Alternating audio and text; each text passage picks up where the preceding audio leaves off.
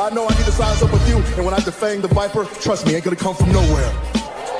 Jeff, I already put you out. I don't even know why you're out here right now.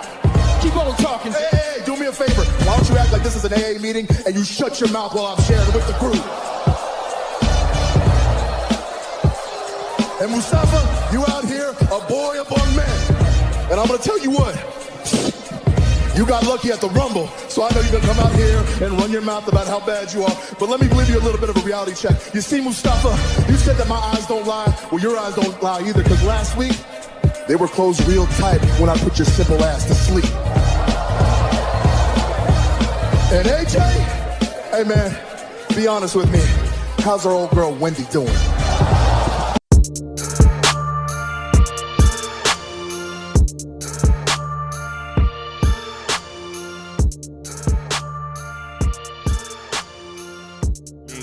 We're going to talk about right now, so let's get into it. So WrestleMania builds, they've got a lot of matches on the card already. Like basically this last week, Raw and SmackDown was essentially let's put together the card and make all these matches official. It was like WrestleMania match after WrestleMania match. After every match on Raw, it was basically like, hey, and this was just made official for WrestleMania. Oh, so, my God, yes. Full speed ahead, man. That's basically all this episode of Raw was. So after Fastlane, it was like, you get a match, you get a match, you get a match, you get a match.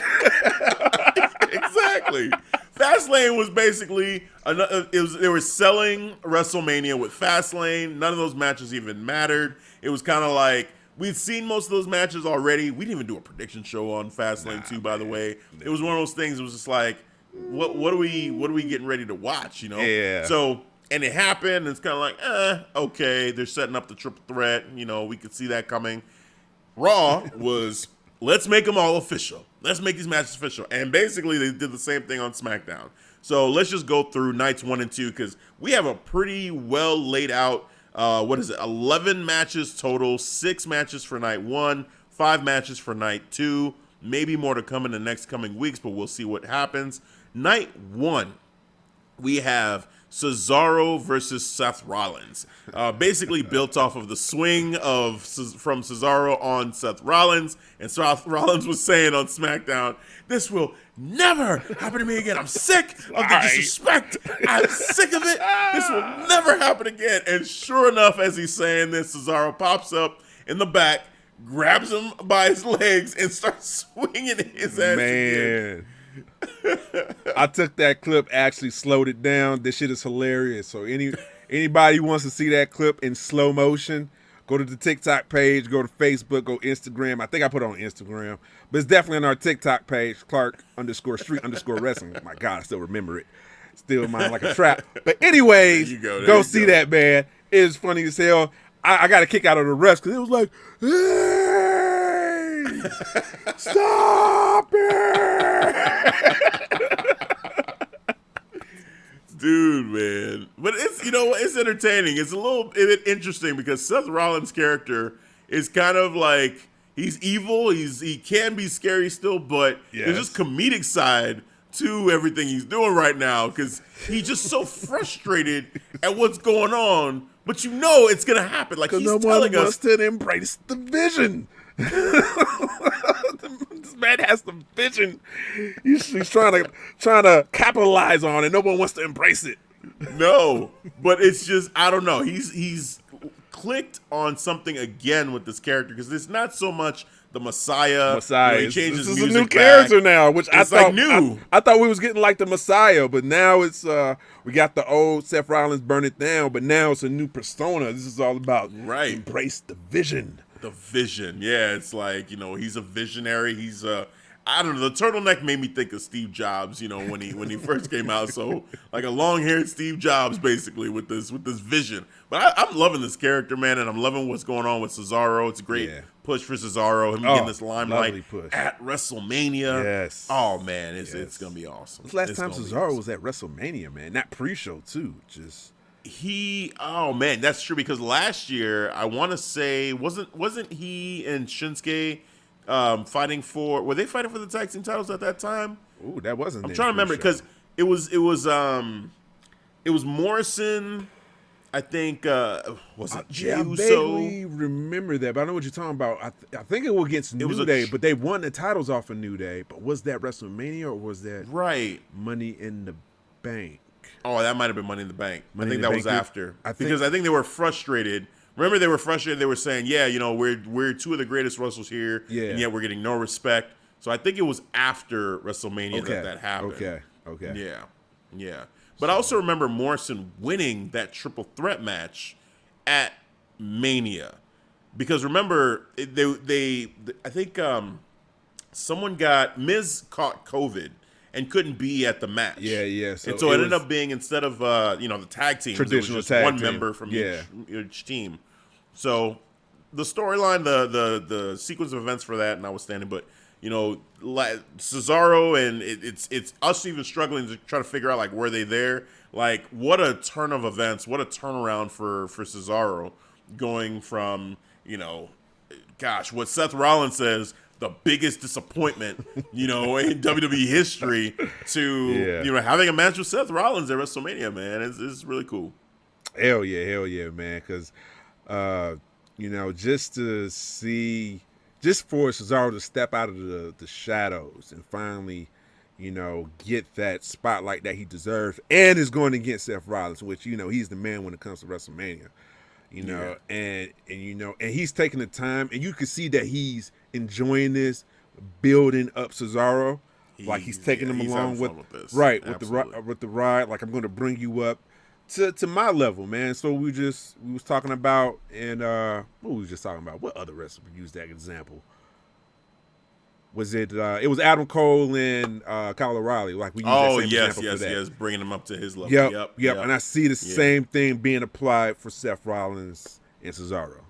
Yeah, man. Yeah, that's a great point. So yeah, just we're definitely looking forward to that, but not looking forward to this next one though, really at all.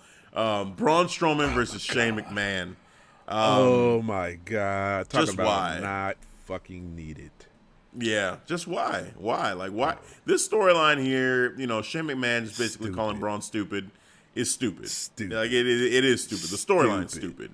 And Shane being at another WrestleMania, like, it's cool seeing him do the spots where he jumps off of something or does the coast to coast. Like, that's cool, but why? Like, does anyone believe Strowman's gonna lose to Shane McMahon? Like, and even if he did, it's dumb. It's even worse. Then you just buried him again. Right. So what was the point of this whole thing? To just bury him? Is really what you're trying to do, to bury him? And then what? Then this is multiple burials for Braun. This sucks then. This just sucks for Braun. It's so terrible. Pointless. It does nothing for him if he wins. Stupid, hokey, that train sound, Thomas the Train, that is getting ready to do his train maneuver, get to run over the competition. He's like, right. Womp. I was like, what the fuck was that? That's odd. What is happening? Right. Dude, man, I don't understand it. I don't get it. It does nothing for him if he wins, and it's terrible for him if he loses. So, yeah, that matchup, I don't really have anything else to even add to it. We've said it. It's stupid. It's stupid they're doing it. We'll see how they continue to build this thing, but there's no build that's going to make me interested in this matchup. Right, man. A stupid-ass build.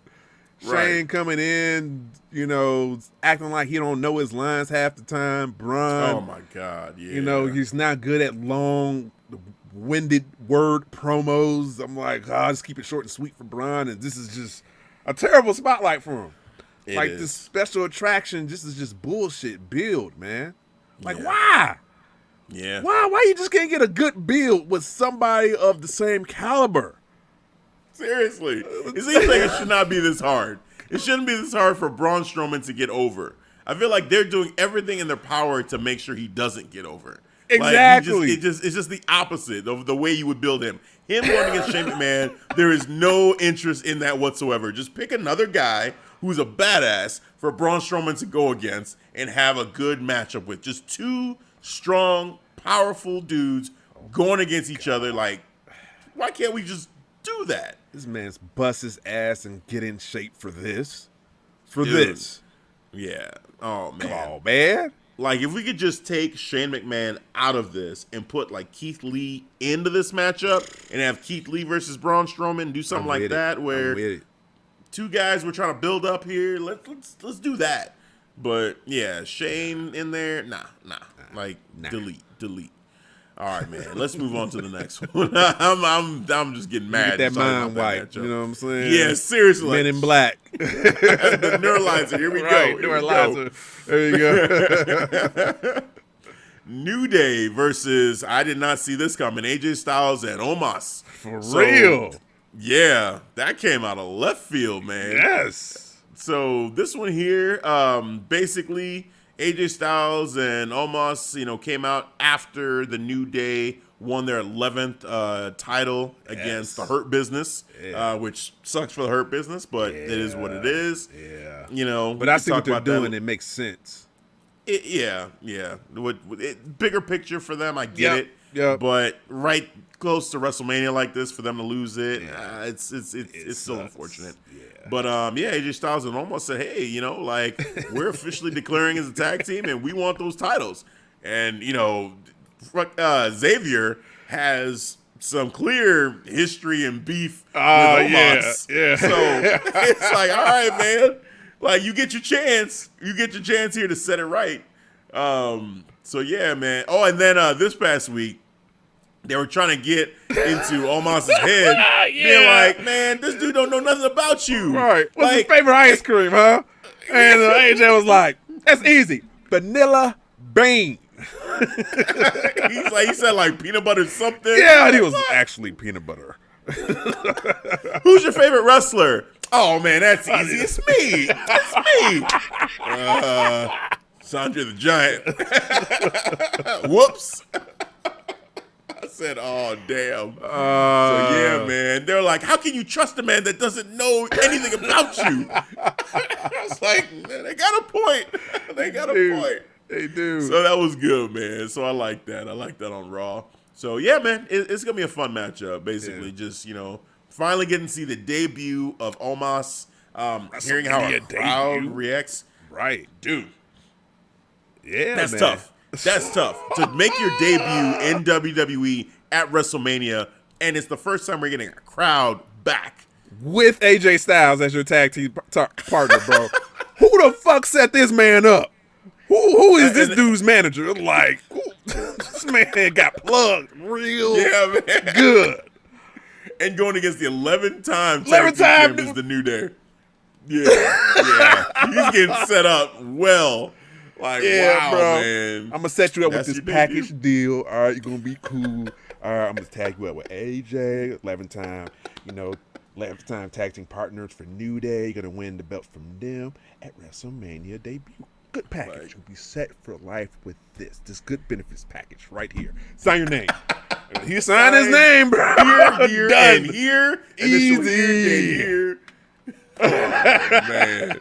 Good for him, man. Good for him. I hope he kills it. I hope he goes out there and kills it, man. It's going to be fun. It's going to be fun to see him and see what he can do. See what he can do in the ring. We've already seen the power game. Yes, that's what I'm curious. I'm like, what you going to bring? Yes.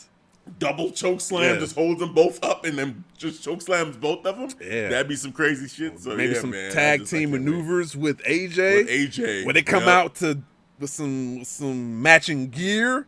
Would it be what gear is he gonna have, man? Are they gonna look like a tag team? Because that was like, New Day pointed that out. Like, nothing about Omos. Like, how's this gonna work? Like, know nothing about each other. So, it's gonna be I think there's gonna be a smart build as they build chemistry. But I want to see, the final product when it debut. Yeah. Would it be an actual tag team debut for AJ and Omos? Well, Kofi, too, was hilarious, man. He's like, well, first you need to get you some gear. Second of all, are you guys even registered as a tag team? Like, are you even? Yes. Wow, man. It's great. I love the New Day, and just AJ Styles teaming up with Omos has been awesome. And even AJ Styles, too, doing the whole, J Rocks. J Rocks. He was getting into it. He was like, go to commercial. Xavier. No, stop it. The children watching. No, go to commercial. Go to commercial. AJ was getting it in. Yeah, he was like, hey, Jay rocks. Hey, Jay rocks. Oh, hey, Jay rocks. I love this, man. I love it. He is having fun, and I love it, man. Like, props to AJ, just having fun, doing a good time, and just everybody involved in this so far. It's going to be a fun one, man. I'm looking forward to this. Was this make him a Grand Slam champion? Yeah, because I think he's won everything but tag team gold. I don't think he's been a tag team champion in WWE. Yeah, because he had the United States and the Intercontinental, I believe. He had it because he went a couple of times with Alex and Ricochet for it, and then he had the IC title. Remember that? Yep, WWE Championship. Obviously, WWE title, Well, not Universal title. Not Universal, no, but WWE, yeah. So, yeah, man, dude, well-deserved. It's just, let's just make it happen. Let's just make it happen. It's going to be cool. We've got another debut. So, we got Omos debuting at WrestleMania, and we've got Bad Bunny making his wrestling debut, in-ring debut. Boom, boom, boom, boom, boom. That Booker T. We've got the Bad Bunny with Damian Priest, but not in a tag team match. Right? Not in a tag team match. Stipulations. It says singles Singles match. Singles. Not tag. Singles match. He's going against The Miz with John Morrison outside, not in the ring.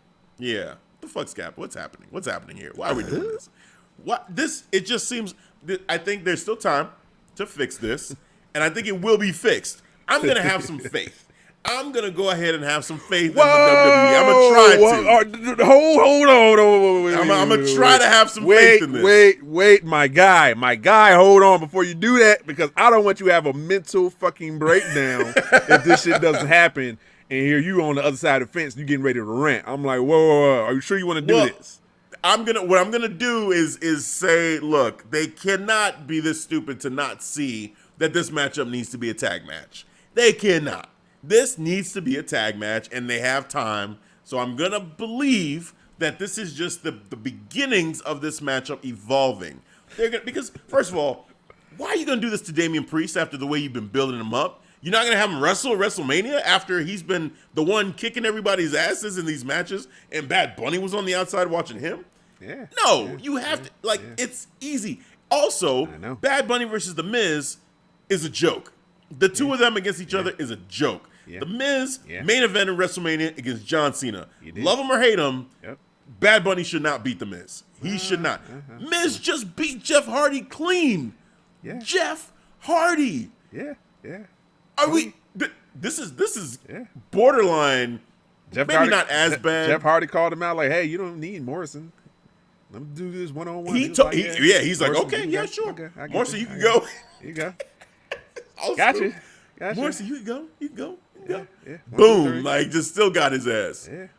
Yeah, man. They can't be this silly. Like, look, when Pat McAfee, just to bring it up, I'm sorry to bring up his name, but when Pat McAfee went against Adam Cole, it was kind of a similar thing where we were just like, wait a minute, what? This guy, with no experience, is going to come in and he's going to go against the former NXT champion, one of the greatest champions of all time, and have a competitive matchup against him.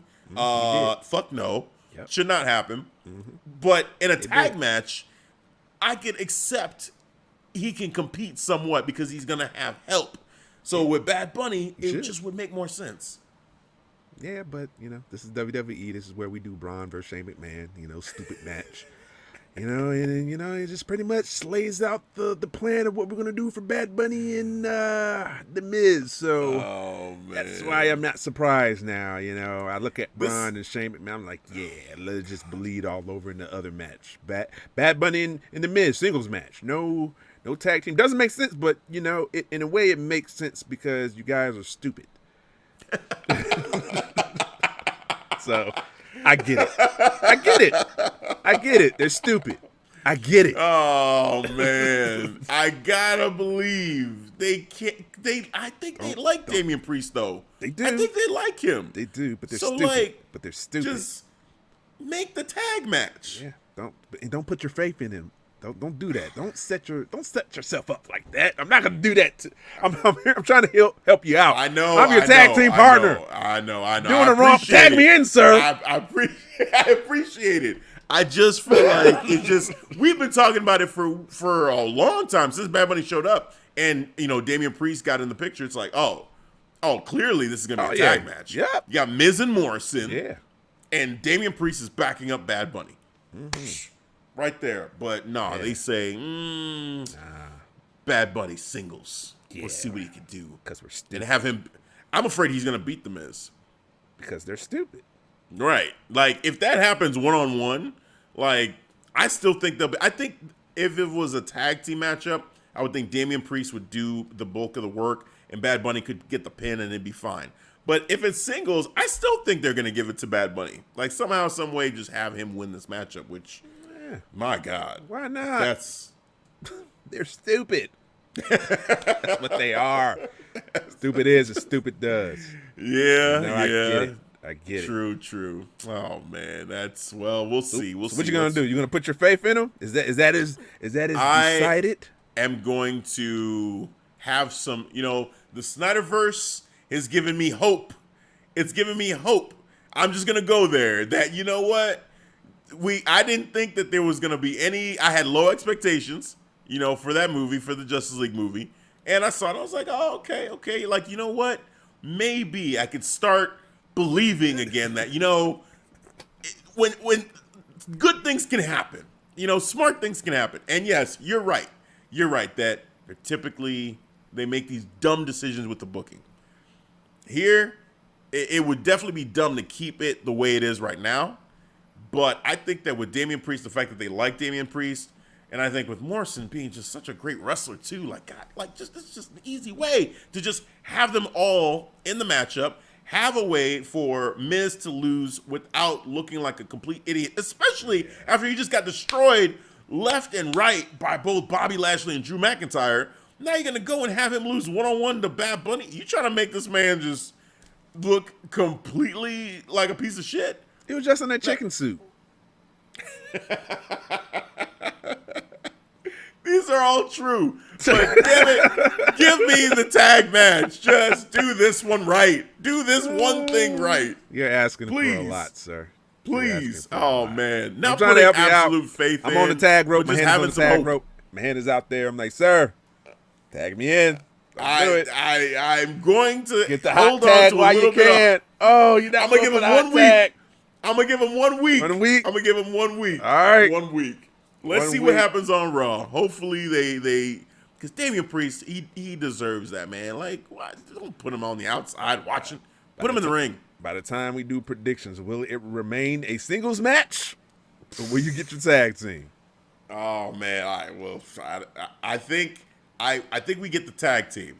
I think we get the tag team by then. By the time we do predictions, my fingers are crossed. I'm hoping. I've switched from faith to hope. I'll give you that. Oh my goodness. We'll just leave it at that. Please. I can't do it. Do the right thing, Vince. Yeah. Do the right thing. You've done some things right. This one, come on, man. Yeah, like for instance, this stuff. There's a mixture. This card right here that we're talking about, night one, is a mixture of stupid and some great decisions. So hopefully they flip that one over to a great decision by saying, "Hey, Damian Priest, get in the matchup, back up Bad Bunny, make him look good."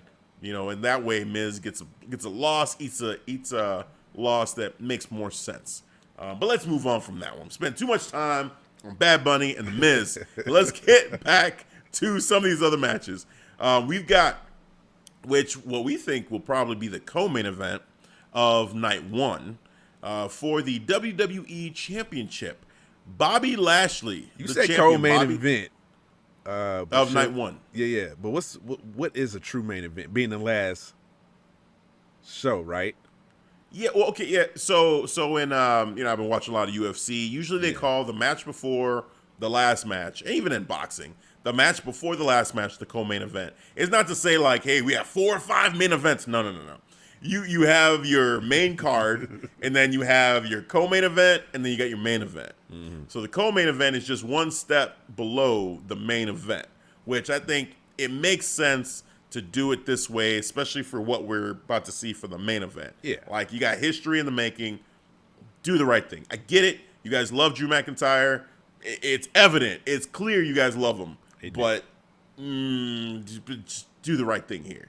Do the right thing. So the co-main, the match before the true main event of night 1, I believe, is going to be Bobby Lashley versus Drew Epic McIntyre. Now, the build-up here has been kind of interesting. So, Drew is, again, looking stupid strong, heading into this matchup. Bobby Lashley was looking stupid strong. Yeah. But then we had Shelton Benjamin and Cedric Alexander interfere in his matchup against Sheamus. See, this is the problem. This is the problem. Speak on WWE, and this is going back to what you're saying about them doing stupid shit. So here we go. It's the stupid. WWE cannot help themselves. You got a guy who's being booked strong, who can handle and ragdoll anybody he wants at will. Now all of a sudden, he needs help. He needs a distraction from Cedric Alexander and Shelton Benjamin to get the job done. And MVP is basically like, I feel like I'm MVP in this whole scenario. What are you guys doing? Now you guys making him look like he needs help to be able to beat Drew McIntyre. And I'm saying, yes, MVP, thank you. This is exactly why this should not happen. So now we have Bobby Lashley. He's pissed at them for doing that. But then he goes to the locker room and then he says, hey, listen up. Listen up. I got an opportunity for anybody here. You got the ricochets and all the other people back there. All that. Gulak back there. Yeah. Just the who's who of people who were just underutilized and just forgotten completely. Yeah. And he's like, listen up. Anybody who can take out Drew McIntyre gets that opportunity. You get to be in the matchup with me at WrestleMania instead. If you can take out Drew McIntyre. Huh? I said, oh, shit. No. Logical learn. Logical learn. Going off, bro. My shit was off the charts. I was like, oh, whoa. Where did this come from? Hold on. Back up. 2 minutes ago, you just talking about with MVP, he don't need help because that make him look weak. And then he makes himself look weak by asking just the C-list wrestlers in WWE right now to help take care of Drew McIntyre. Like, did I hear that correctly? And then he just puts a bounty on Drew coming from Bobby's mouth? He puts a bounty on Drew. He's losing. You know what? Us talking about this right now, it's over. Like the Almighty era is over. The way that they're talking about this right now, book it. Drew McIntyre is winning at WrestleMania. Done. Just hearing, like us having this conversation right now, and hearing it out loud, what we're saying, because I was rooting for Bobby to do this. I had flipped. I went from saying Drew was going to do it to then saying, you know what, Bobby's going to have this for a long time. And then they had Bobby do that shit. Nah, that was ass backwards. And you know,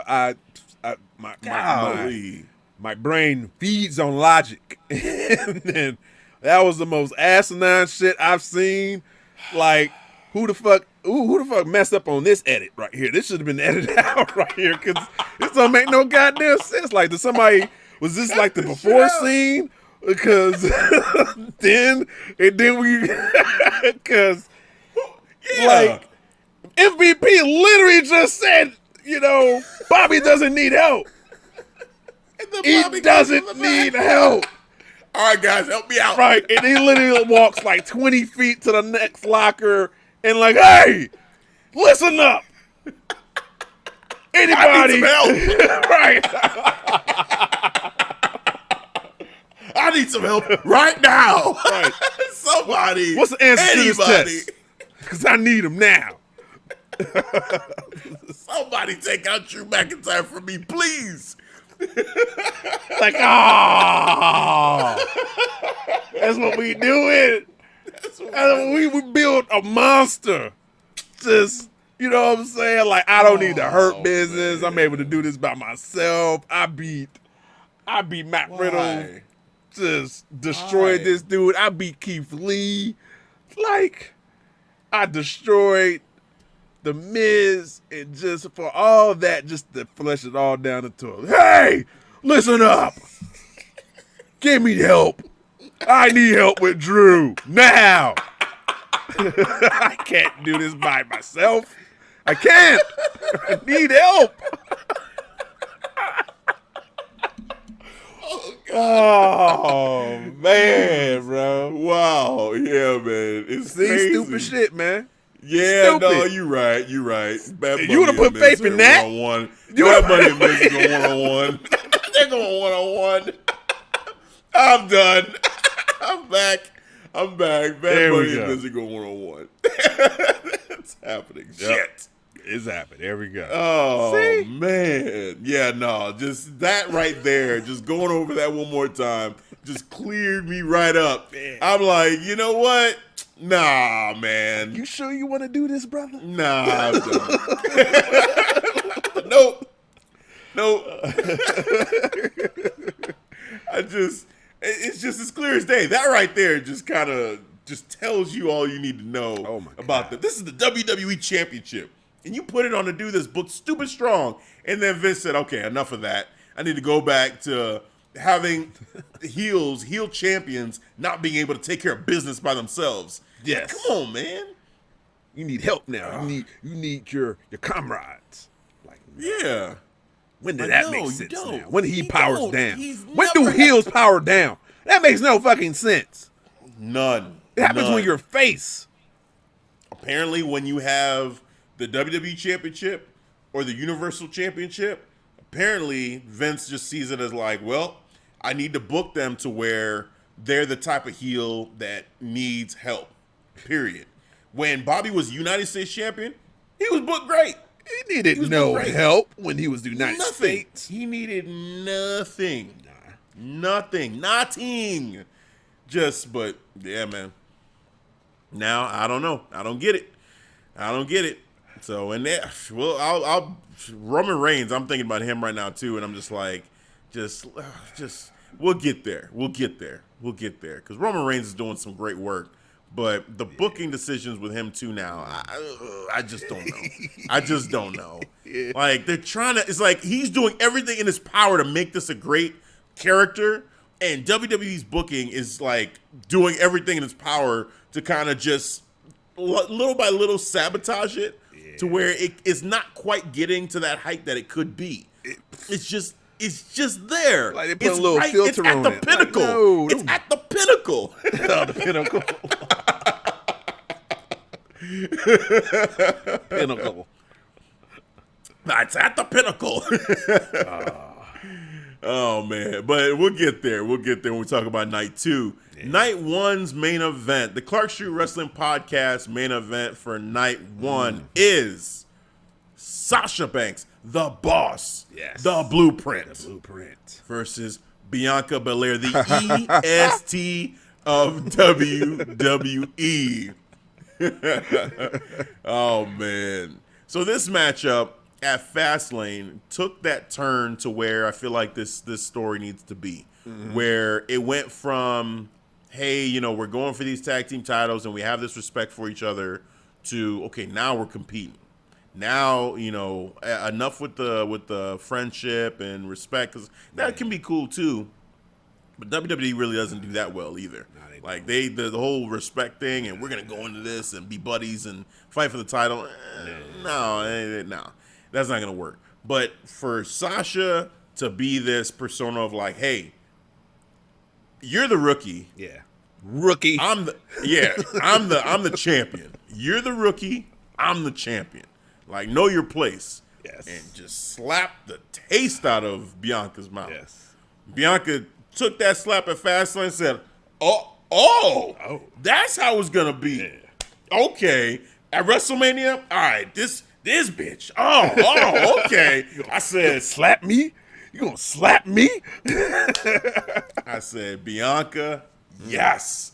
This is what we need. This is what we need. We need her in this mode of like, all right, I'm going to show her that she cut a good promo on SmackDown. She did. That was great. Yeah, it was fire. And then, her and Sasha going at it again, during her matchup. Sasha was out there during commentary. And, Bianca and Sasha had a little run in there. And Bianca basically was like, oh, okay, really? You want to talk shit? Blah, blah. Pop! Slapped her. And Sasha, oh, my God, man. 360 spin with this shit. She got slapped. 360 spin. I was like, oh, then fell down. I was like, oh, shit. She sold the shit out of that slap. Brass knuckles flew off of her hand. Like, I had to see it a couple times. I was like, what is that flew off of her? When she hit the ground, it literally popped up and went flying into like the third row. I said, damn. Oh, man. Dude, it was great. It was great. I was the like, boss right. like that, though. Oh, yeah. No, she got her back. She hit her with the double knees, the backstabber. Yeah. Yep. And let her know, like, hey, no. I'm still, in charge here. This is still mine right here. It's my domain. So, I run this.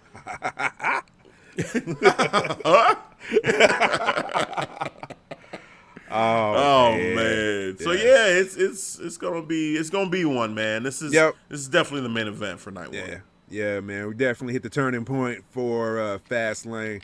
Like I like how you break it down. I did like the moments she was getting when Bianca and Sasha Banks was going at it, and Sasha Banks was muffing Bianca Belair in the head. She was like this, like talking like, ooh. She was muffing her hard, like with some force, and I was like, whoa, like, okay, let me woosah, and then she just came back, slap. What did the 5 fingers say to the face? I'm Rick James, bitch. That's the type of slap it was. Had that fire with it. I was like, woo. Yeah, we there. Here we are. Man. Hell yeah. So I'm excited, man. Very much so. So that's the main event of night one. Definitely make it so. Make it happen. Do the right thing, Vince McMahon. Do the right thing. Make it happen. Night two.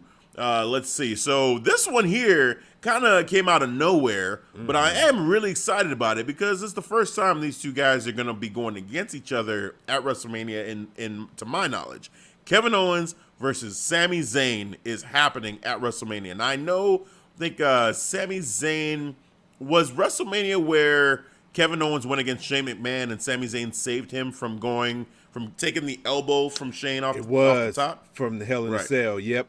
Right. So, that was like they interacted and they helped each other, but match again. Oh, and then they had the matchup. Wasn't it Kevin Owens and Sami Zayn versus Daniel Bryan and Shane McMahon at another WrestleMania? Yeah. So they had a lot of stuff with Shane. It was right when Daniel Bryan came back. When he first came back. Yeah. So there was that too. So, but this one is actually going to be Kevin versus Sami Zayn. These two guys have, a big history, long history. Oh, it's a rap sheet. They need to put together a video package that really shows these two's history. Yep. I want to see it. I want to see them from the indie scene to NXT to, them as a tag team in WWE on both SmackDown and then Raw. Like all of that, the ups and downs leading to this. Because, man, there's great history there. I loved Kevin Owens called Sami out. First of all, that haluva kick that Sami Zayn gave to Kevin Owens on SmackDown the week before, when Kevin Owens was like, Sami Zayn was like, hey, did you see what just happened? And Kevin Owens was like, hey, man, sometimes people just lose. Like, you just lost. This is what it is. And Sami's like, what? Clearly, you're not seeing things you're not saying anything clearly. That's the injustice. Kevin Owens tried to get the conversation going with Corey Graves. He's like, I just don't understand. I can't get to him. And out of nowhere, haluva kick. Dude, he kicked him hard as fuck. Shit out of him, bro. I was like, what the hell? What is this? And then he was barking at him. You're not saying things clearly. You're not on my side. You were supposed to be my friend. I said, wow, what is this? Yes. So then last week, Kevin Owens invites Sami Zayn down to the KO show. Mm-hmm. You know, they're going to have a conversation, cool. And he's going to ask him a question. He has a question for him, and he wants an answer. Sami Zayn comes down. He's like, look, all right, I already know the question. It's cool. The answer is yes. I apologize. I went too far. I crossed the line. My bad. I apologize. Kevin Owens was like, nope, that's not it. He's like, oh, okay. Oh, you know what? I know what it is. You want to be back on the documentary. Cool. You want to be back on the documentary. You finally seen the light. You understand what's going on. You know, and blah, blah, blah. Kevin Owens was like, shut up. Shut the fuck up. Just shut up. All right. All right. Basically, pushed him in the corner. He's like, I'm sick of it. There's only one reason why I've beaten you senseless now, and that's because I need you to answer my question. You, me, WrestleMania, and a match. And Sami Zayn was hesitating. He's like, give me the answer. Give me the answer. And Sami Zayn's like, okay, yeah, sure. All right, fine. Damn it, fine. And he's like, all right, cool. Now I'm going to beat you senseless. And he just beat the shit out of dog shit out of him. Yeah. So, hey, man, these two guys, they have so much history, so much chemistry. This matchup right here it's got potential. It's got potential to be a great storytelling matchup and a great way. Yeah, storytelling wise. And a great way to start off night 2 if that's what they do. Because from this order, that might be the starter. Yeah, that might be the opener. It makes sense. Or Apollo Crews.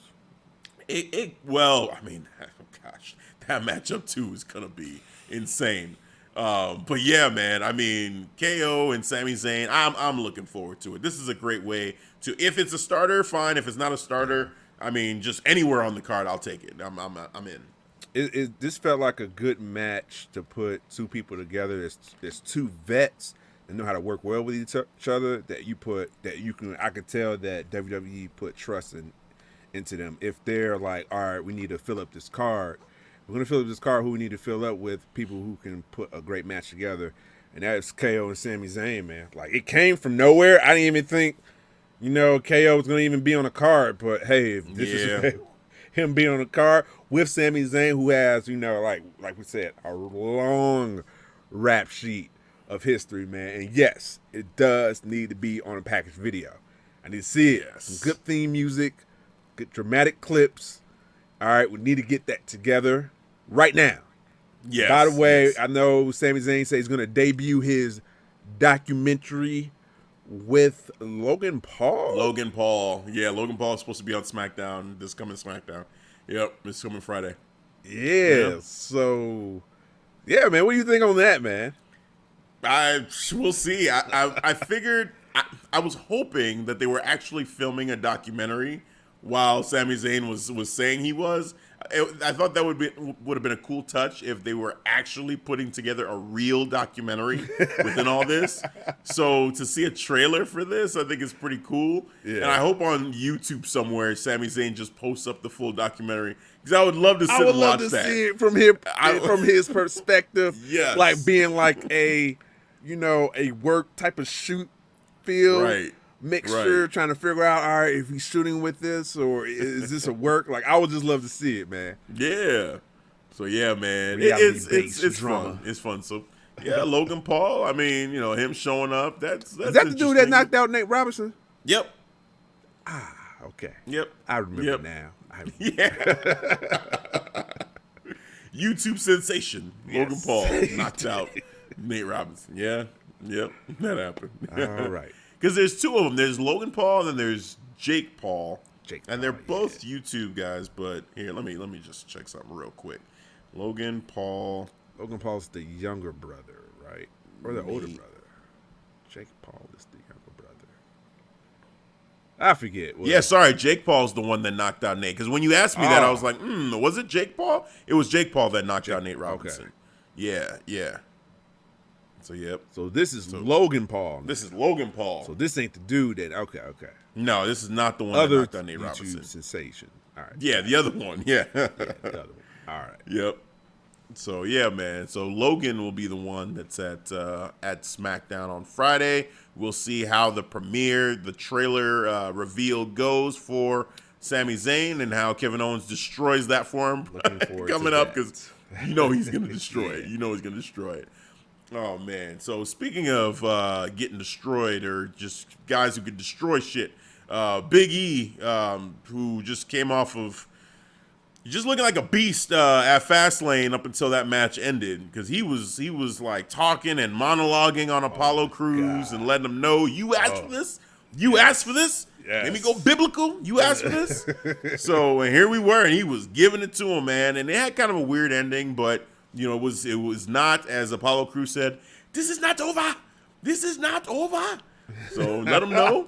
And sure enough, it is not over, because we have Big E versus Apollo Crews for the Intercontinental Championship again on night 2. Now, even though we've seen this matchup quite a bit, maybe 4 or 5 times now, it feels right that it would be at WrestleMania. And Apollo's made it that way. Yeah. Especially last Friday, when in the 6-man tag match that they had, Apollo Crews got the pin. He beat Big E. Hit him with the Olympic Slam. 1, 2, 3. Boom. Just let him know, like, hey, man, I could beat you. I was trying to tell you. I got you. I got your number now. So, hey, man, we're getting there. And Apollo Crews, just the momentum is building. It's pushing him, thrusting him into the spotlight. He's definitely carrying the momentum right now. Yeah. So we'll see. We'll see how this goes at WrestleMania. It's still a lot of time, and it's a tough one to predict. I'm so excited for this matchup. Big E's push, I feel like, is still at its beginnings. I feel like we're still just getting started with Big E, but I also feel like we're just getting started with Apollo Crews. So it's going to be real interesting to see how they do this, because somebody's got to lose. Yeah. Somebody's got to go. Somebody got to go. Somebody got to go. It's got to be that way, man. So what you thinking? What you thinking about the build so far? I love the build, especially between these two brothers, Big E, and then Apollo finally having a character, not that generic bland Apollo just smiling, just happy to be here now. Man, with a purpose, with a plan. You know what I'm saying? With a vision, if you will. And you know what I'm saying? And, hey, I'm ready for it.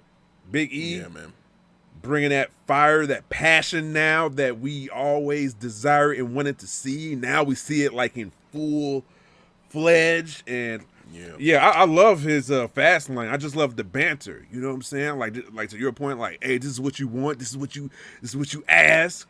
Like, this is what you about to get. So I love all of that, man. Just to see it now, picture perfect ending for WrestleMania, man. This is perfect. This is where the rivalry should end at, right here. Yeah, agreed, man. Looking forward to this one. The Fiend makes his return to in-ring competition against Randy Orton. With Alexa Bliss, she will be there. 1,000% sure Alexa Bliss will be involved in this. Yes. The Fiend, the Burnt Fiend. The Toxic Avenger Fiend? Yeah, which Fiend? Crimson Avenger. Yeah, I mean... You know they look like the Toxic Avenger, man, when they came out. Don't tell me that they look like the Toxic Avenger. Came out of the burn, crisp, with that dark, long sleeve wardrobe now and the fucked up mask. I'm like, Toxic Avenger. Toxic Avenger, man. I gotta see Toxic Avenger to be able to tell you, because honestly, I just feel like this look that he has is perfect for. Oh my God, yeah, no, you're right. Jesus Christ, looks exactly like him. Holy shit. Those of you who don't know of the Toxic Avenger, just Google it. Just Google it. You'll see it. Better yet, I'll put the clip there. I'll put the picture right here. The magic of perfect, editing. I'm going to say, hey, get ready for the picture now. Right there. Showing above us. Got to point up. There we go. Right there. Right there. Toxic Avenger. Oh man, yeah, that's basically him. It's crazy. So we're gonna see the Fiend, aka Toxic Avenger, versus Randy Orton at WrestleMania. I am hoping that it is not a cinematic matchup, just because I feel look like that right now. Yeah, they're not really advertising that right now, but it just feels wrong to have that happen with a crowd there. That's the problem. That's the problem that I have with it. Yeah. I feel like for that live audience, you need to have them there in person. Because if I pay a ticket and I pay to see them, I don't want to sit and watch a 15-minute, 20-minute film while I'm there. I can watch a video promo leading up to a matchup that's going to happen in front of me, but not a 20-minute matchup where the whole thing happens in video. It's kind of unfortunate a little bit though, because like the John Cena matchup with the Fiend was good, where it kind of broke down John Cena, and to do something like that with Randy Orton would make sense. But that's a lot of layers. There is, so to go through it that same or similar way, cinematically would be cool, but you can't. I just think you can't do that unless I think we talked about. Can you do it within a live wrestling match? Oh no! Don't do that goofy shit. Remember that holographic shit? The worms. Yeah, on them? The worms. Nah, man. Nah. Don't do that goofball shit. Nope. Don't do that. I think you were talking about like you could maybe you start off with it, but then it ends in the ring. Yeah, you start off with it and then move. Then eventually, we're going to finish the match inside the ring. Yeah, but that I think would get if they did the whole thing like that, I'd give it to like 5 minutes into it or 10 minutes into it, and the fans will be booing. Like those fans there will just like that's when if they hadn't snapped before that, that'll be the moment where they finally say, "Oh no, fuck this." You could be right. This is night 2 audience, so they already know what they're kind of getting if they get some shenanigans in night 1. Like, hey, this sucks. Hey, we do remember why we're here now. Boo this. I can see it, man. So I don't know. We'll see. And I gotta bring this up too. So Alexa Bliss with this whole thing with Randy at the end of challenge Raw. Pin. Yeah, man. And Randy's wife shoot just not liking it at all. No, being like, my wife will have an issue with that, bro. You can't do that. You can't. You can't pin me like that. You like, can't ma'am, what are you doing, ma'am? Yeah, no. Just the body parts are touching now. All right. Yep. She's gonna feel a certain type of way. Yes. Oh man, I like how Randy Orton kind of said, "Man, I guess Soulja Boy should tell my wife that it's not real, so that she can calm down." Oh man, I thought that was cool, man. I thought that was clap cool. Back, Randy. Yeah. But yeah, man, just I don't know. This one's all over the place. We'll see what happens with it, but the build up so far, it seems like we're gonna have a straight up match. Yeah. But maybe there's some elements mixed in the beginning as part of an intro leading into the actual matchup in front of us. Will we get the Toxic Avenger, or will we get some kind of rebranded new suit for the Fiend? I'm sorry, I don't like the new costume. I don't like the long sleeve. Like I said, Toxic Avenger, bro. That's what he looked like. It looks.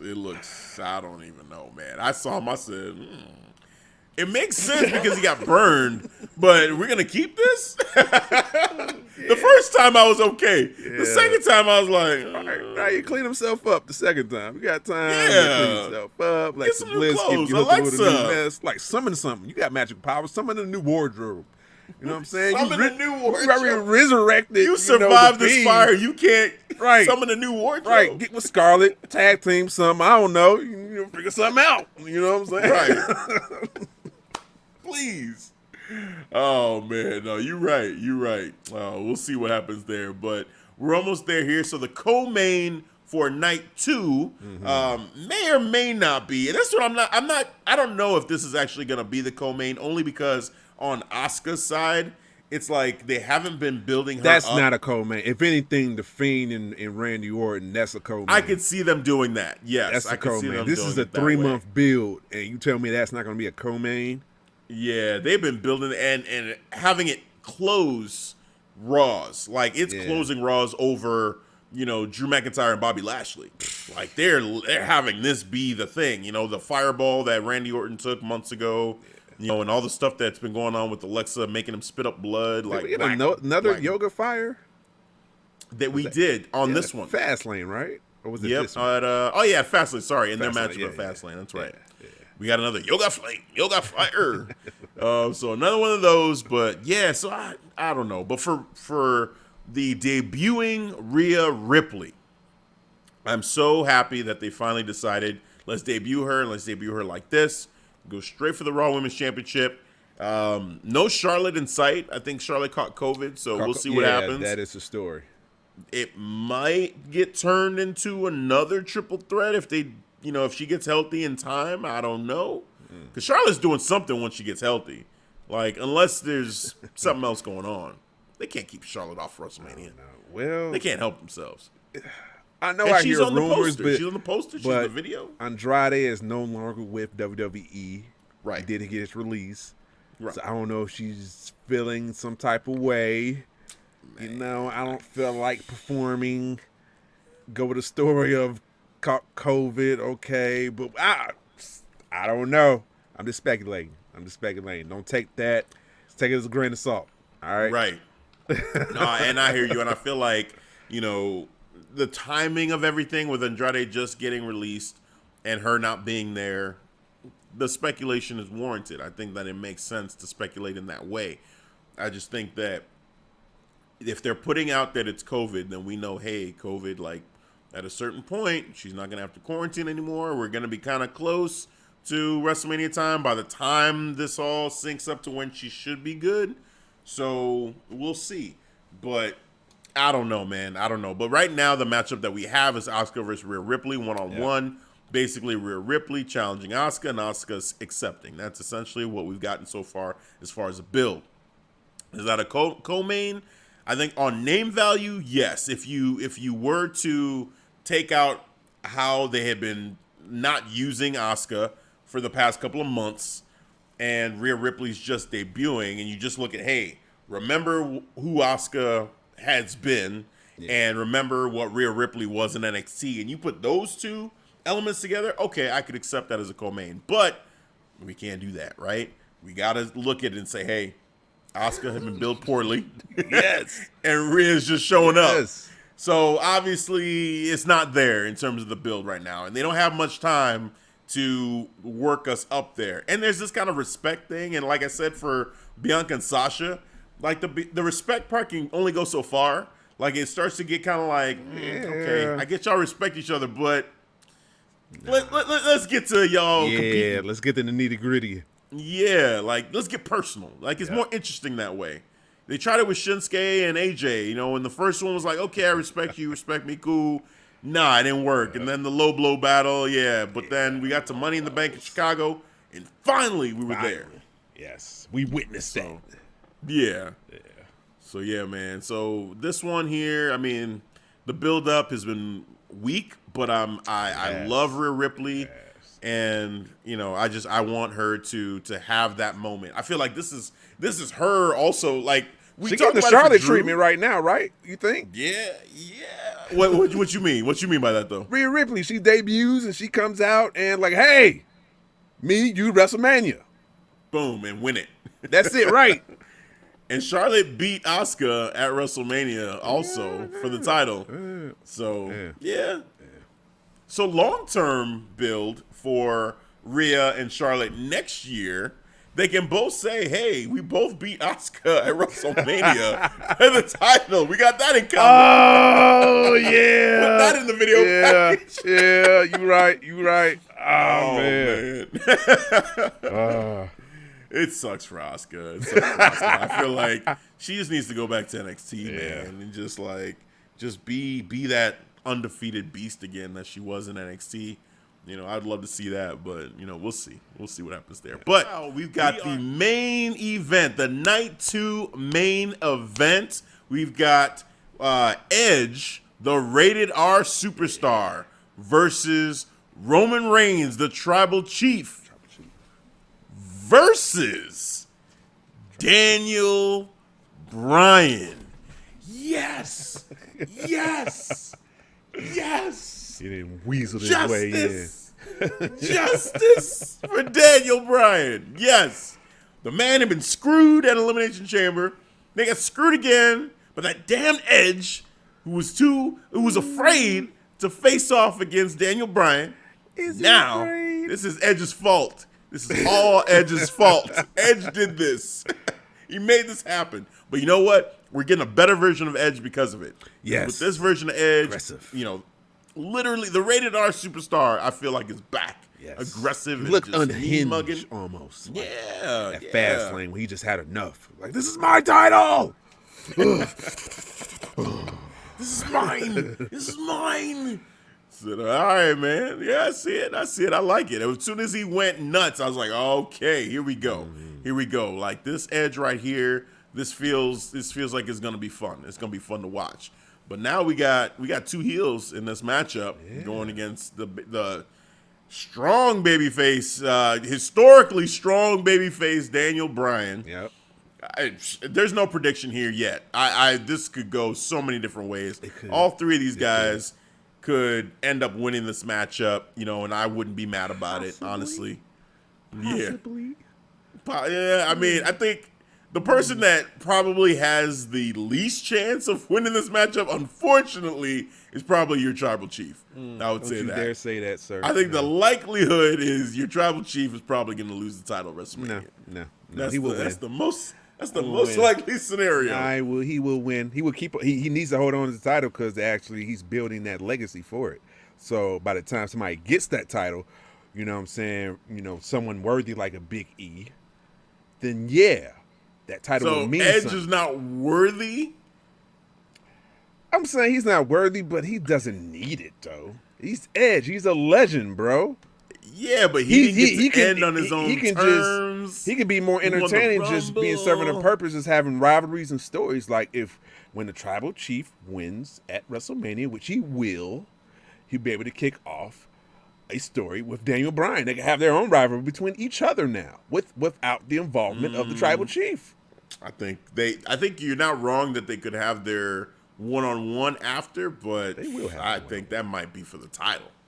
I think that's where we're going. No, sir, you're wrong. You're wrong. I feel like those two, the tribal chief right now, unfortunately, it feels like Daniel Bryan and Edge are starting to take over the storyline, and the tribal chief, like, if the whole thing with them, like, you know, talking to Adam Pearce, it felt like he was the third wheel in what was going on that night. It was kind of weird. No. It just felt I got that vibe from Daniel Bryan. Like, come on. Nah, Daniel Bryan was driving that. Daniel Bryan came out in the middle and said, "Hey, I'm taking over SmackDown." He sat down in the middle of the ring. He was like, "Nah, like I need an answer. I need a title shot." Daniel Bryan, come on.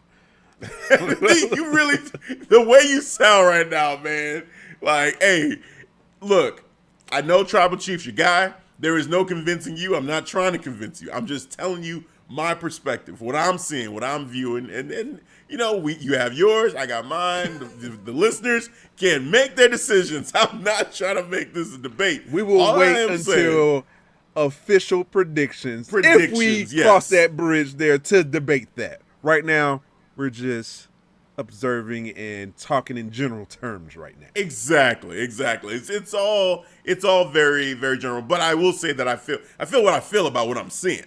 You know, what I'm seeing in this whole thing is that, you know, for the build up right now, you know, and I alluded to this a little bit earlier with Bobby Lashley and how they changed his booking a little bit.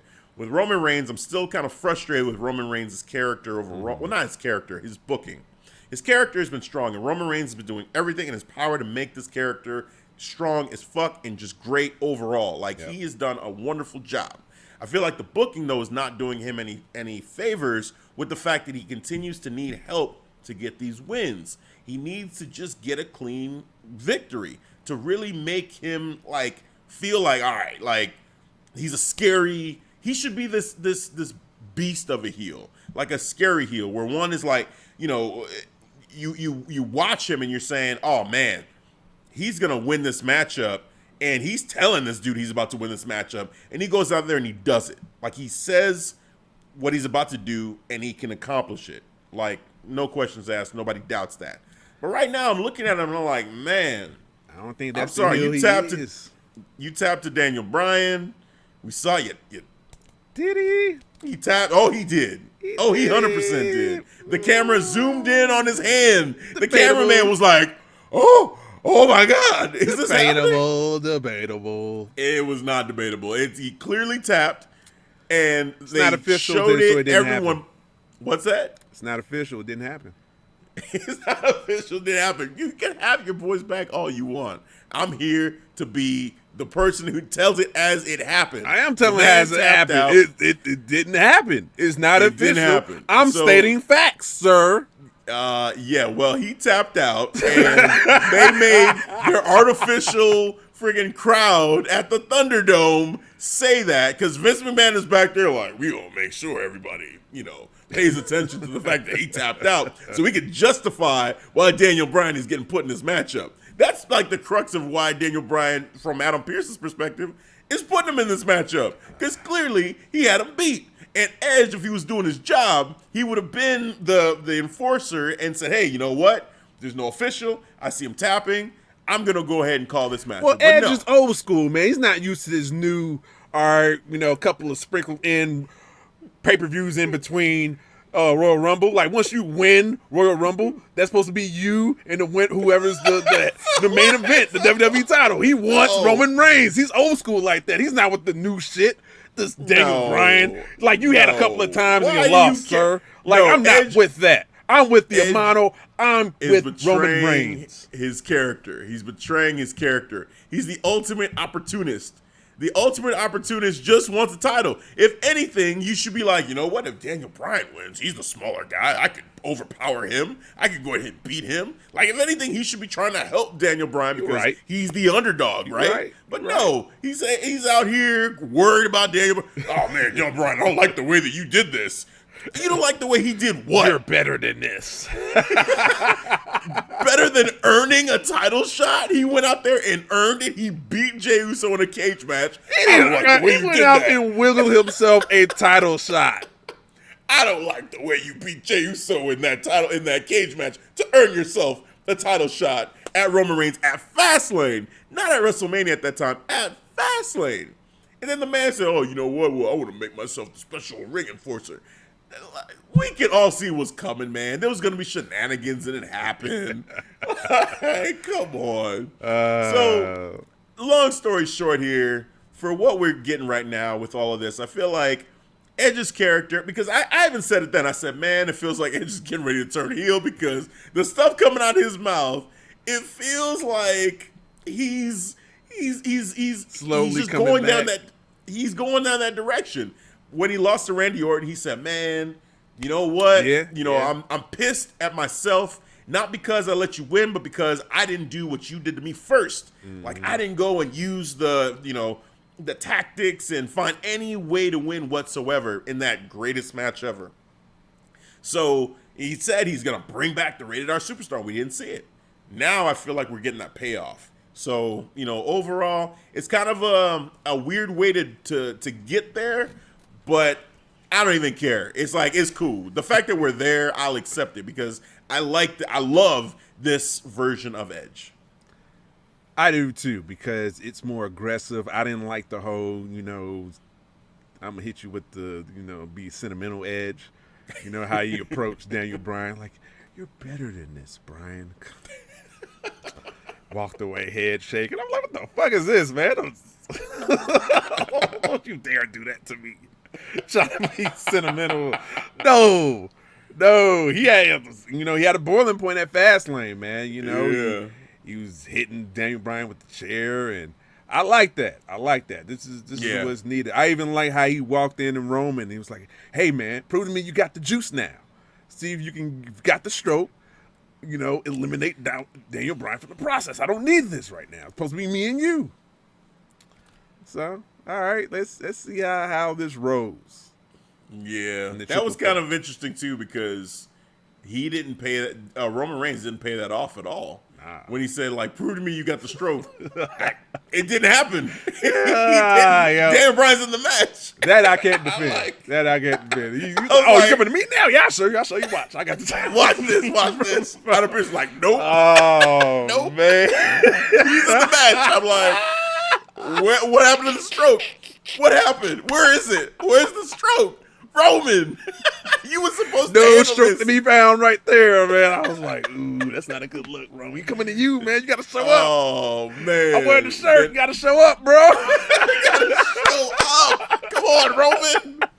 Telling you. The things that Roman says, man, his promos are on. It's great. It's on point. Yeah. Unfortunately, some of the booking decisions, it's just like I know it doesn't add up. It doesn't add up. I'm trying to figure out what type of heel he is, and I figured it out, and I think I'm just all right. I see what he's doing. He's more of a, I'm a boss, but I don't get my hands dirty type of heel persona. Like he's not gonna go.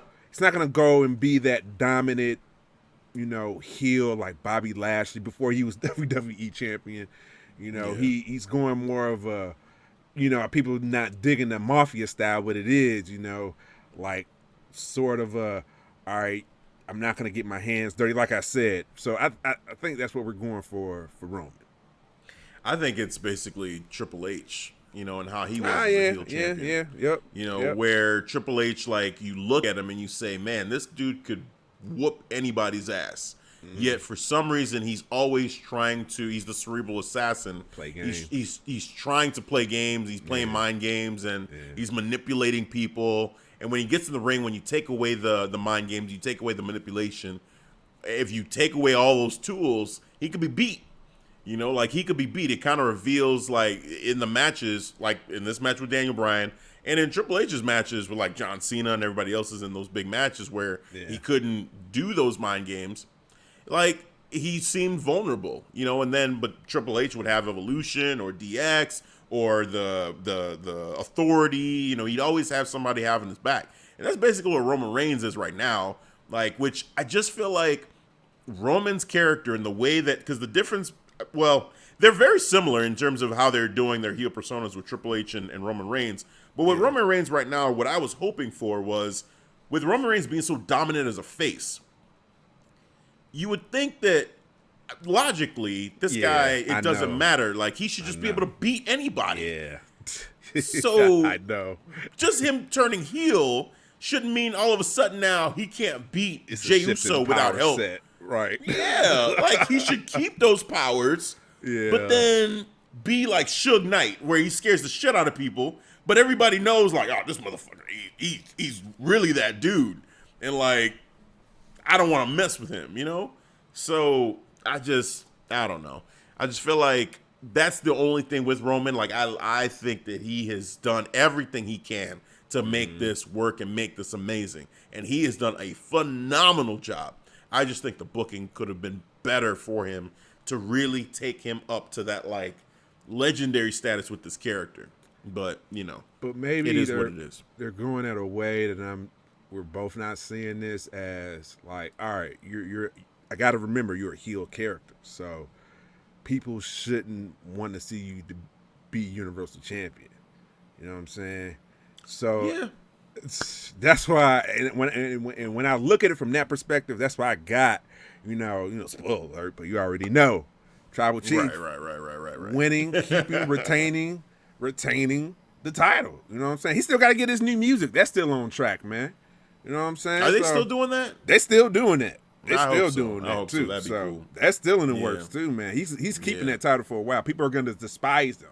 He's going to hate it, but once I mean, the way of doing this, because remember now too with Triple H, like, he had, like, genuine heat. Like, people were just, like, were against Triple H, but, like, he was the heel you love to hate. Like he just had that reputation, and I was a big fan of Triple H. Like I'm a big fan of Roman Reigns too. So I think that, you're absolutely right in terms of building like having people hate him and finding ways to make him just legitimately annoying to people, by like, oh my God, he keeps finding a way to screw over my favorite wrestler, or, a guy that I'm a fan of right now, because like Kevin Owens, he's putting in work and he's passionate, talking about his family, his grandfathers, and then he beats him like that. Like, oh, you got to be kidding me, and I think they are doing a good job from that perspective. But I don't know, I guess maybe just mix it in a little bit. Like I want to be reminded that Roman Reigns is that dude that beat The Undertaker at WrestleMania. Like I want to be reminded that he's that dude who could beat Brock Lesnar. Yeah. Like you're that dude, you're that guy. Yep. You went on the Raw after WrestleMania and said, "This is my yard now." Boom, drop the mic. Drop the mic. Yeah. You took the torch from John Cena. You were that guy. Now you can't beat your cousin? Oh, don't say that. You can't. You can't beat Jay clean. You can't make him say I quit. You could make him say I quit, but Daniel Bryan sure did when he tapped him out. Did. So it's just it is what it is. It is what it is. But Roman, he's doing great work. So that's why I'm trying to make sure I'm careful with how I'm saying it. Like I don't want it to be like, Feast thinks Roman Reigns sucks. No. That's what I'm saying. Roman Reigns has been putting in work. He's trying his damnedest, and I see it. And I love the character work. It's just the booking I feel like could be a little bit better for him. That's it. So, yeah, man. But that's it. We went through it all. This isn't really a prediction show. It's more of just like kind of overall preview using the last couple of weeks of Raw and SmackDown to give you our takes on what we more think of a catch-up, too, because we haven't broke bread in a couple of weeks, too. Yeah. Yeah. So just nice way to kind of just get back caught up, with everything going on, on the road to WrestleMania and Stand and Deliver for NXT. Both great shows coming up. Hell yeah. So, I mean, with that, all that said, man, I think we've come to the conclusion of this, man. It's been fun kind of breaking these down. We've got another couple weeks to go before these pay-per-views. Super hyped. WrestleMania. It's here. Nights. It is here. Yes. Too big for one night. We are back in business. So let me ask you this. Speaking of WrestleMania, what do you think of the tone-deaf decision of one of the hosts being for WrestleMania, Hulk Hogan? Oh, paired up with Titus O'Neil. Titus, I don't have a problem with. But yeah. Well, you say more about that, man. Like, what are your thoughts on that? Hulk Hogan, I get what he did for wrestling. Being that face of wrestling, the epitome of being a hero. Say your prayers, eat your vitamins, all of that. I get that. To some people, child hero. All right. I never grew up with Hulk Hogan. I got more of a fan to him when he was in more NWO, but still, I was still watching more WWE. You know what I'm saying? So even with that, I still wasn't like a huge Hulk Hogan fan. All right. But I get it too when, people say like, oh, he made a mistake. You're just gonna throw him away because he made a mistake of, if you don't know, he made a racist remark, in his home, saying racist things. And it's not like he wasn't in, like the way he said it, like he was angered. He said it in a way like he was entitled, and that what didn't sit right with me. Like you can take it how you want to take it. This is how I took it. He said it like he was entitled to say it. Like he has no problem saying it. This is part of his vocabulary. You know what I'm saying? This is nothing out of the norm. This is just what he says. And you can say like, hey, what I did for black wrestlers, Booker T and friends and stuff like that. All right, that's how y'all people are looking at. I'm seeing for how he, the whole of that right there, that scene of what was said, how he said it. it didn't sit right with me, man. You know what I'm saying? And then rightfully so, WWE took him out, removed him. But I just want to say within 2 years he was back. Like everything was just, nothing happened. I know he said an apology backstage, but people took it for a grain of salt. I know New Day feel what they feel. I know Big E said on the recent podcast, he didn't really mention his name. He just treated him, he just said as about, as they was talking about the host, he was like, yeah, the other host with titles O'Neil. I was like, oh, so he still feels a certain way. And I think it's just tone deaf for WWE to say like, hey, we're still using Hulk Hogan at WrestleMania as one of the blackest WrestleManias that you'll ever see. It is very diverse. We got the women, Sasha Banks, Bianca Belair. We got New Day, Kofi Kingston, Omos making his debut, Big E, Apollo Crews. We have it right there, the diversity. And then you give us the hosts, Hulk Hogan, you know what I'm saying? Titles O'Neil, he's a stand-up guy, you know what I'm saying? Great dude. So I got no problem with that. Even if you want to, remove Hulk Hogan and just pair them with Billy Kay or Bailey, you know what I'm saying? I would have been, a female counterpart. That would have been great, But I just with me, I think it's just a tone-deaf decision by WWE to still continue use, Hulk Hogan. Like he doesn't have a place for wrestling anymore. So why continue to use him? Yeah, man, I think the way that you just put it, the way you just articulated it, there's really nothing else to add to that. Like the way that you just broke it down. I mean, I'm listening to you and I'm trying to just analyze the words and analyze and go back and play back just everything, the controversies and everything like that. Like, yeah, it's weird that we're even having this conversation, about Hogan being a part of WWE still, and to hear that Big E and, some of the other black performers there, still kind of are showing in one way or another their distaste for him being a part of it. It seems very clear that this where the stance should be, especially with as aware and as I guess as things are going with like you said, with Bianca Belair and with Sasha Banks being one of the main events potentially, Bobby Lashley being a part of this, Omos, Apollo, Big E, Kofi, Xavier, everybody. Yeah. It's like, oh wow, and then we throw this in, and I think there's for me when I first saw it, it's interesting because they've slowly been bringing Hogan in.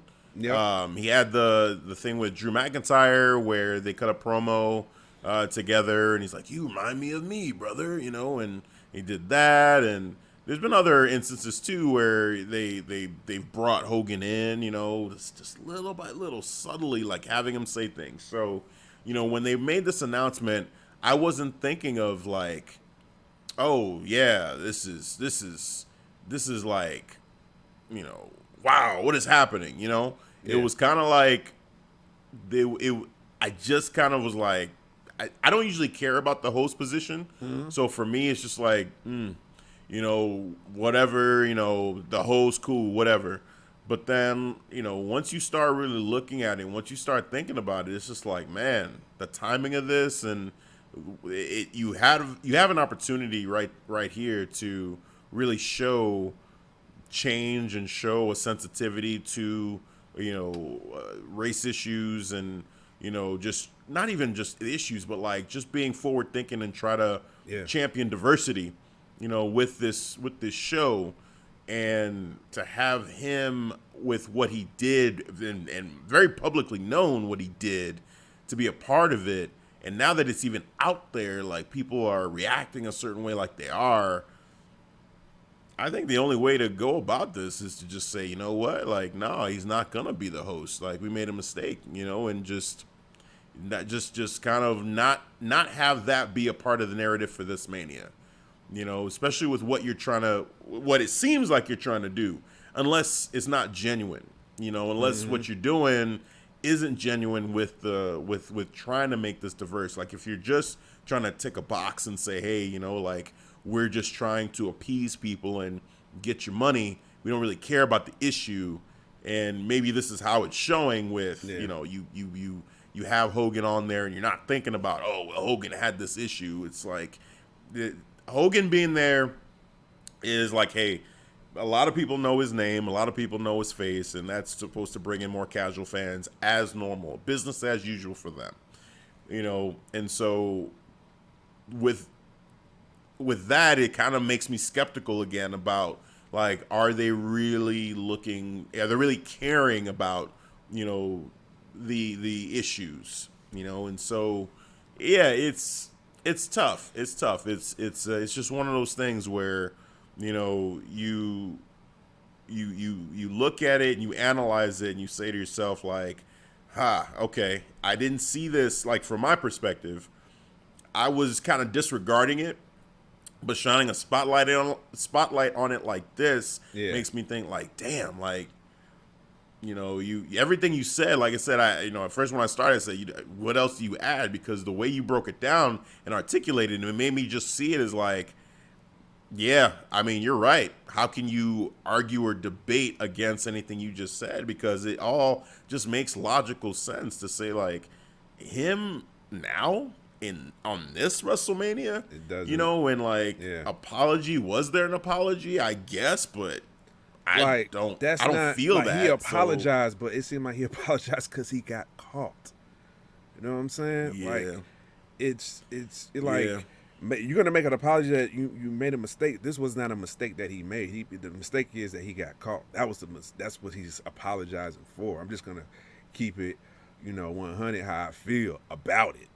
You know, right. And that's why it has a distastefulness right here of when I see Hulk Hogan, especially paired up with Titus O'Neil, man. I'm like, God damn, stupid.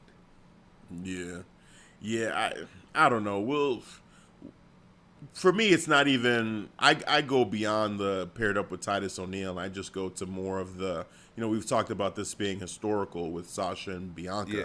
You know, and just that aspect of it. You know, like him hosting and introducing all of, you know, this diverse card, and it's like, but knowing what's, you know, what he said and what's in his heart, you know, it's just like, I don't know, man. It's just, it's shitty when I think about it, when I look at it, when you shine a light on it like this, you know, it just kind of makes me think, like, the best thing to do would really just be to just not have him host the show, and just specifically for the reasons that what this show seems to be representing, what this WrestleMania seems to be representing, is diversity and trying to champion that. Yeah. And Hogan, in his words, was not championing diversity, so it's counterproductive. Because now you got us looking at it and being like, him really for this? You know, if you want to have him do, I don't know, some other stuff, you know, with other pay-per-views and other moments, you know, down the road in the future, I don't know, maybe I would be like, all right, I'm enough time has passed maybe, but I don't know. I don't know that that's true. You know, I really don't. I don't know if time heals this, you know, like I feel like it's just kind of one of those things when it's one of those things it's that a character thing. Yeah. I like think you just have to me personally, you just have to remove him. Like, you right, that's made the what right I think move, is, like, literally, when you removed him. You took everything off the website because you realized, you know, that he made a mistake. But I don't know if that was just more of a damage control, though, you know, because I'm thinking of how, it was. Yeah, of how WWE acts so goddamn corporate. And I believe this is just another corporate maneuver. Like, all right, we got damage control to do. Let's wipe everything. And then, you know, and maybe they went with the move that you think, like, does time heal all wounds? So they waited about 1.5 to 2 years before they start slowly using him again for some of the Saudi shows and all of that. And all of that just got me, questioning. It's questioning. Yeah. It's when you look at it, like I said, when again, shining the light on it like this, when we're talking about it, I feel like the easiest thing to do, would be exactly what they did before. Just be like, hey, no, we're not going this route. Definitely not on this one. Because of what it's the significance of this one, it feels like it's in poor taste. When they brought him in for Drew McIntyre, I didn't even think about it like this man had said what he said. It was just kind of like, oh, okay, here's Hogan, And I remember when they first started bringing him back, I was like, oh shit, they're actually trying to bring him back in. Yeah. And then time, and all the shit that we've been through, for the past year with COVID and everything. Like, I'm not thinking about Hogan, so I see him on television, and I'm just like, oh, okay, Hogan's with Drew. They're trying to put Drew over. But then now thinking about it too, it's like, damn, these motherfuckers, like, they actually have been slowly trying to sneak him back in. And now they've got it to a point where, yeah, I'm sure other people too are probably like, oh yeah, this, what? So, I don't know. For me, I feel like the easiest thing to do would just be like, hey, like, nah, we're not gonna have you there, because it's counterproductive to what it seemed like you were trying to do. Unless, again, it's not genuinely, it's just happening this way. Like, on both sides, they're just trying to capitalize and make money. On one side, they're trying to appeal to the diversity thing and have people say, oh, wow, like WWE cares about black people, and, they're putting all these black people on the card. Cool. Like, I want to put my money down and see this. Okay, cool. And then on the other side, they're trying to capitalize on, well, I'm a Hogan fan from back in the day, and I just want to see, the old school wrestlers, and cool, I'm going to tune in for that, so let me put my money down here. So they're trying to play both sides of this, but then without acknowledging, that these two things are in conflict. These two things actually don't match up. Like, Hogan and diversity, like, no, that doesn't work. And like you said, pairing him up with Titus O'Neil, when, I paint that picture like that, that does add to that, where it's like, not only does the historical significance of this card not match up with Hogan hosting it, but then you have him hosting with an African-American as well. Like, are you trying to make it seem like he's okay now because Titus O'Neil's gonna, do the pose with him? Titus O'Neil ain't even okay with the shit, because he was, if you look on his Twitter feed, he was liking and retweeting a lot of people, other people from the WWE universe, wrestling community, about how this is a bad move for Hogan. You know what I'm saying? Like, replace the other hosts, saying like, all right, I'd rather have Billy Kay or Titus, or Bailey or Titus. You know what I'm saying? Either or, like. So, and he was liking all that. I'm like, oh, okay, well, I guess he's not really cool with this. Yeah, this is one where you just gotta be. You can't ignore this. You have people bringing it to your attention. Hey, no, we're still not okay with this. Especially with what you're doing with this, especially right now in this time period that we're in, especially with this WrestleMania and the way that it just seemed to be so positive towards diversity. You gotta do just say no. Just say no. Like, Hogan, stay home. Do not show up. Don't, no. And then going forward, like, I don't know. I don't know when it ever is okay. I don't know. I don't have that answer. I'm sure they would love to try to figure that out, but I think Hogan kind of just burned that bridge, honestly. I think that's it. I think it's just one of those things you just don't come back from, like, typically. Yeah. But it's because it's Hogan, they're trying. But yeah, man, it's just like, wow. It wasn't. I don't think he got caught slipping in an angry rant, or he was going. He was just in a back and forth or something like that. If you want to use that as an excuse, if you will, I'm not even making an excuse. You shouldn't just use it at all. But I'm just saying, he used it in the comfort of his own home. Yeah. So it holds a lot of weight with me. Yeah. Yeah, and like I said, I think I didn't even expect to really add too much to what you were saying, because when you said it, I was like, you broke it down perfect. But I was just trying to take my time how I wanted to break this down in my head. So I was taking my time how I wanted to word this out, because I remember we were on a podcast and people just like to take shit and run with it. Yeah.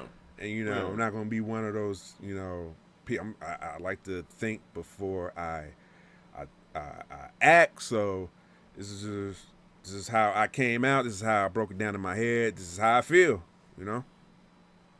Well, you said it perfectly, and for me, like I stand with that opinion that he shouldn't be there. Like the way that he said what he said, and just the significance of this time and what we're trying to achieve and accomplish as a people overall in general, with just being more, just be more like aware and positive and inclusive, and focus on empowerment and diversity, all that. It can kind of just get looked at like, you guys don't really care about any of that if you put this man there. So again, the easy decision to be like, you know what? Nah, you're right. You're right. We're listening. We hear you. We understand it. We care. We give a shit. So we're going to do the right thing and, go a different direction. You have a ton of people that you can have host this thing and it'd be fine. Why you got to pick him? Why? Like, why him? It could be anybody else, not him. Yeah. And that'd be the easiest way to do it. This is because of Peacock. This is a new streaming service, so they need more eyes. So like you said, man, I think it's a business move. I think they think first from a money like all what time, would make all the the most time, sense bro. for this event. All the time. Cool. Yeah, it's about money with them. But then also too, it seems like a lot of businesses are trying to be more like socially aware, and just from a business standpoint too, they see that also will garner good business as well. It's just, I think right now overall the best business decision is just to not have him there. Even though you thought it was, or they thought it was, that the best business decision was to have him there, I think actually it's the opposite. It's the opposite, because it could lead to people just kind of looking at WWE and saying, does this speak to your character, the individuals that work for WWE? Is this what you find is okay? Like, you think it's okay that he said what he said? And like, it can kind of wash away all the goodwill coming from the card, and being like, you're pushing all of these just wonderful superstars, these African Americans left and right. We're seeing them all up and down the card as champions, in prime spots. You could wash all that away just by being insensitive with this situation. So, I just think just make the change. Just make the change. Yeah. Man. I got nothing to add to that, bro. I think we broke it down. We both broke it down now. What I'm saying? We said what we said. We kept it real like we usually do. Hey, man, that's how it is. That's it. All right. So on that note, let's close it there. We broke down a ton of content for the world of wrestling. NXT. We did an early recording for AEW. Check that out too. But NXT, Stand and Deliver, WWE's Wrestlemania coming up. I make this on two the parts. 10th and We're 11th. going on 2 hours and 45 minutes right now. Okay, so it'll be split up. So you'll get side A and side B. We'll have those both coming out. But definitely do check all those out. And then we're back now in terms of just being caught up. So next week we'll be back with another. I don't know. I guess we're talking maybe predictions. We'll see. I think we're doing predictions for. I think we figured that out, right? Might be giving you predictions guys early for predictions. WrestleMania. We're doing that early. Week. We there. Yep. I think we're there. So definitely look out for that. But that is gonna do it for this preview of WrestleMania and Stand and Deliver weekend. Yes. So before we take off, before we call it an episode, Devin, as always, the floor is yours. Tell the people where they can catch us. I'm going to tell them. Let me tell them. Yes, all the time. You can always find us on the various social platforms. We have a plethora of platforms that we on. I will go down the list. We on TikTok. TikTok. Yes, my man was ready. And you can always find us on Instagram, Twitter, and we have a lovely Facebook group on Facebook called the Clark Street Wrestling Community at 130 members. Looking to hit that goal of 200 by WrestleMania. Yes, so that is the timetable. I know we got our work cut out for us, but I think we can do it.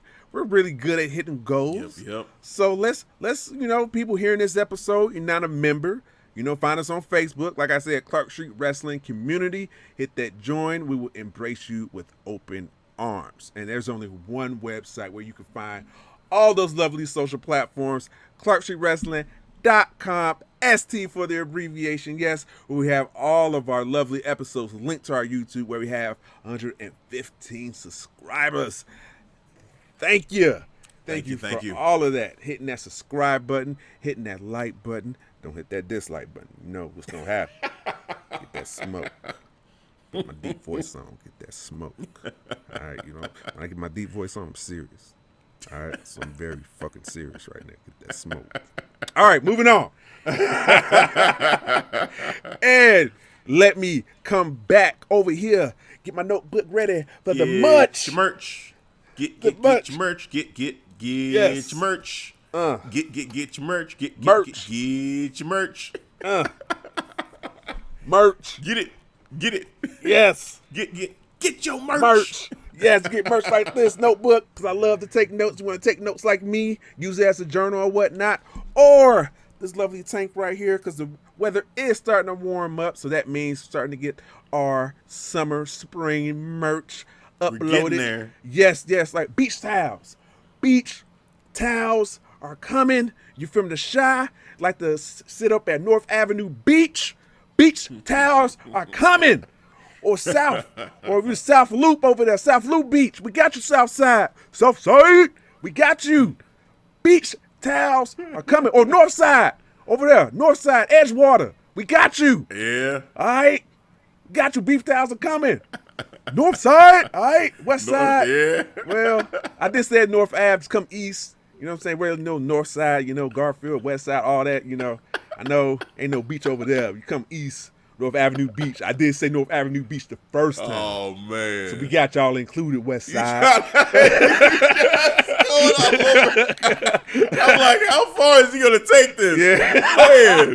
Man, I just loop it right back around. There North we go. Side, South Side, every side. Yeah. Everybody can get a beach towel. Get your beach towels. Get your beach Enjoy towels. the warm weather, Yes. the beach. As we get closer to it. Because up in Chicago, I don't know. It may snow any day. Who knows? Man. But we don't know. We ain't there mittens. yet. Get your Get snow. your mittens. Get your mittens. We Everything. need mittens in March. Yes, face mask. Get it all. Get it all, man. ClarkStreetWrestling.com/store. Hit the link. It's right there. We got it. Summer, spring, fall. It's all coming for your pleasure. Let's go.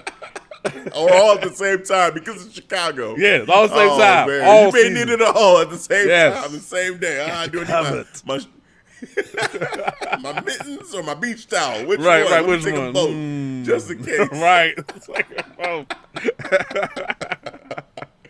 Oh, man. Well, with that said, that will do it for this episode again of the recaps. I mean, we're going to have this split up in a couple parts. So we got the NXT Stand and Deliver preview, and we've got the WrestleMania weekend preview as well that we just recapped. Thank you for listening.